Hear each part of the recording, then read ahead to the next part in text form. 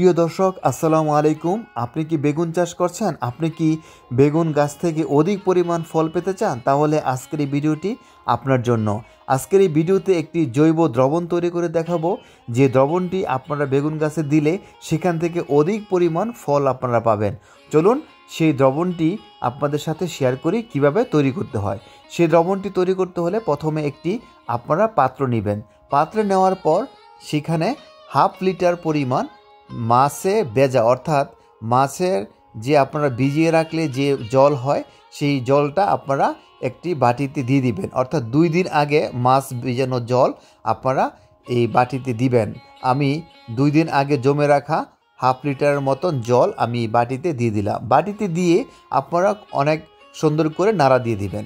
নাড়া দেওয়ার পর আপনাদের বাড়িতে যেই জৈব অর্থাৎ আবর্জনা থাকে, আপনারা যেই সবজি খান সেই সবজির যে আপনার ময়লা হয় সেইগুলো আপনারা একটা পাত্র নেবেন। পাত্র নেওয়ার পর আপনারা সেই সবজির আবর্জনাগুলি সেই মাছের জলের পানিতে আপনারা দিয়ে দিবেন। দিয়ে চামচ দিয়ে ভালো করে নেড়ে দিবেন। আপনারা দেখতে পাচ্ছেন যে আমি চামচ দিয়ে ভালো করে নেড়ে দিচ্ছি। এভাবে আপনারা ভালো করে নেড়ে দিবেন।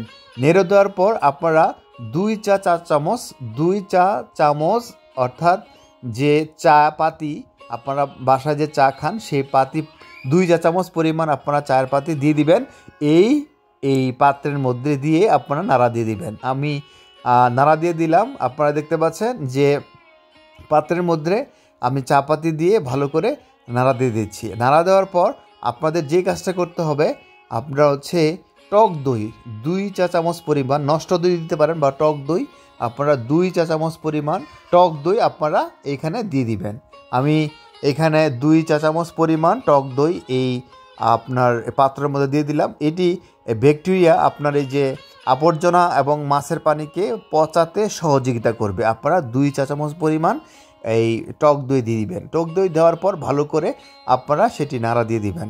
আপনারা দেখতে পাচ্ছেন আমি ভালো করে এটাকে নাড়া দিয়ে দিলাম। নাড়া দেওয়ার পর আমাদের যে কাজটি করতে হবে সেটা শক্ত করে এই পাত্রটির উপরে একটি পলিথিন দিয়ে ভালো করে বেঁধে দিতে হবে, যাতে করে কোনো বায়ু এই পলিথিন দিয়ে ভিতরে প্রবেশ করতে না পারে। ভালো করে আমি একটি পলিথিনের মাধ্যমে শক্ত করে উপরে ভালো করে পেঁচিয়ে আমি এভাবে রেখে দিব। আপনারা দেখতে পাচ্ছেন যে এইভাবে শক্ত করে বেঁধে দিবেন। বেঁধে দেওয়ার পর এভাবে 15 দিন আপনারা রেখে দিবেন। একটি ছায়াযুক্ত স্থানে আপনারা রেখে দিবেন।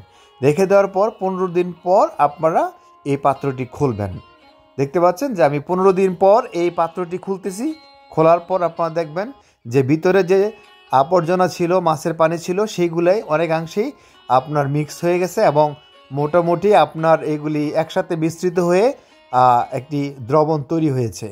আপনারা দেখতে পাচ্ছেন আমি ভালো করে শক্ত করে নাড়া দিয়ে দিচ্ছি। নাড়া দেওয়ার পর আরও অনেকটা মিশে গেছে পানির সাথে। এখন আমি যে কাজটা করব, আপনারা সেই দ্রবণের সাথে কিছু পানি মিক্স করে নেবেন, তাহলে এই দ্রবণের কার্যকারিতা বহুগুণ বেড়ে যাবে।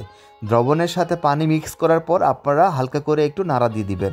নাড়া দেওয়ার পর আপনারা বাজার থেকে বিট লবণ নিয়ে আসবেন। 1 চা চামচ পরিমাণ বিট লবণ এর সাথে মিক্স করতে হবে। আমি বাজার থেকে বিট লবণ নিয়ে আসলাম এবং এর সাথে 1 চা চামচ পরিমাণ বিট লবণ আমি যোগ করে ভালো করে নাড়া দিয়ে দিব। এখন নাড়া দেওয়ার পর আপনারা এই দ্রবণটি দেখতে পাবেন যে আরও অনেক পানির সাথে আপনার এই দ্রবণগুলি অনেক মিশে গেছে এবং একটি জৈব দ্রবণ তৈরি হয়েছে। এই দ্রবণটি আপনারা ভালো করে ছাঁকনির সাহায্যে ছেঁকে দিতে পারেন বা এমনিও দিতে পারেন। আমি ছাঁকনির সাহায্যে ছেঁকে আমি এখন বেগুন গাছে গোড়ায় দিয়ে দিব। আপনারা যদি এই দ্রবণটি 15 দিন পর পর আপনাদের বেগুন গাছে গোড়া দিতে পারেন, তাহলে দেখবেন সেখান থেকে আপনারা দ্বিগুণ পরিমাণ ফল পাবেন। প্রিয় দর্শক মণ্ডলী, আমার ভিডিও যদি আপনার কাছে ভালো লেগে থাকে আমার চ্যানেলটিকে সাবস্ক্রাইব করে পাশে থাকা বেল বাটনে ক্লিক করে রাখুন, যেন পরবর্তীতে এরকম নতুন নতুন ভিডিও সবার আগে পেতে পারেন। ধন্যবাদ সবাইকে আমার ভিডিওটি দেখার জন্য।